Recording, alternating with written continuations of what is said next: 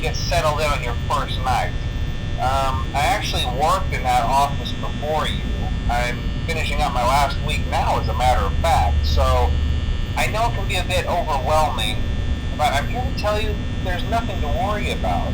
You'll be fine. So let's just focus on getting you through your first week, okay? Let's see. First, there's an introductory greeting from the company that I'm supposed to read. It's kind of a legal thing, you know. Welcome to Freddy Fazbear's Pizza, a magical place for kids and grown-ups alike, where fantasy and fun come to life. Fazbear Entertainment is not responsible for damage to property or person.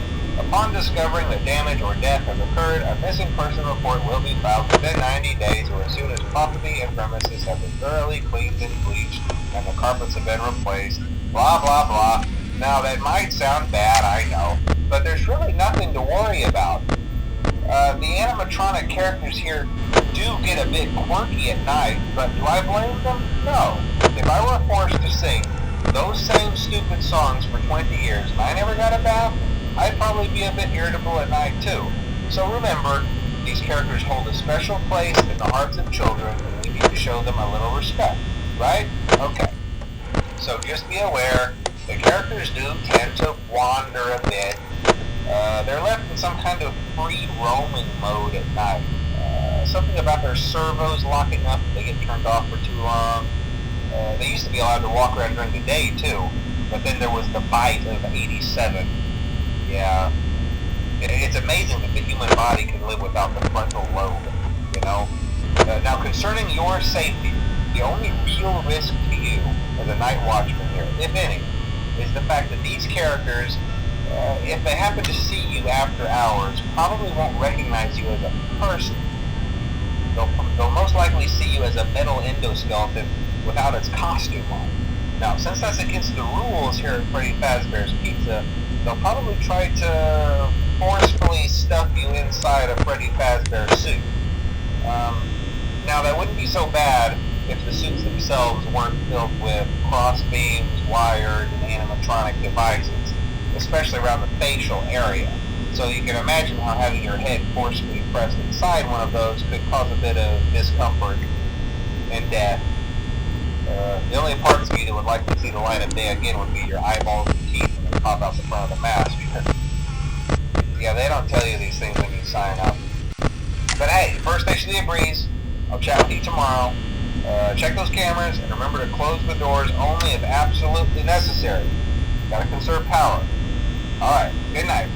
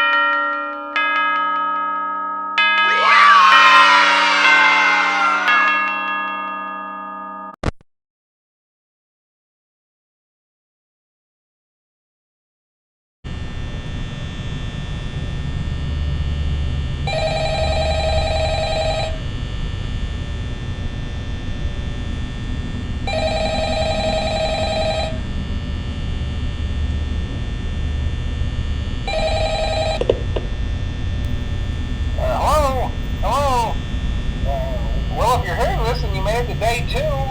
Congrats. I won't talk quite as long this time since Freddy and his friends tend to become more active as the week progresses. It might be a good idea to peek at those cameras while I talk, just to make sure everyone's in their proper place, you know. Interestingly enough, Freddy himself doesn't come off stage very often. I've heard he becomes a lot more active in the dark, though, so hey, I guess that's one more reason not to run out of power, right? I also want to emphasize the importance of using your door lights. There are blind spots in your camera view, and those blind spots happen to be right outside your doors. So if you can't find something or someone on your cameras, be sure to check the door light. You might only have a few seconds to react. Not that you would be in any danger, of course. I'm not implying that. Also, check on the curtain in Pirate Cove from time to time. The character in there seems unique in that he becomes more active if the cameras remain off for long periods of time. I guess he doesn't like being watched. I don't know. Anyway, I'm sure you have everything under control. Talk to you soon.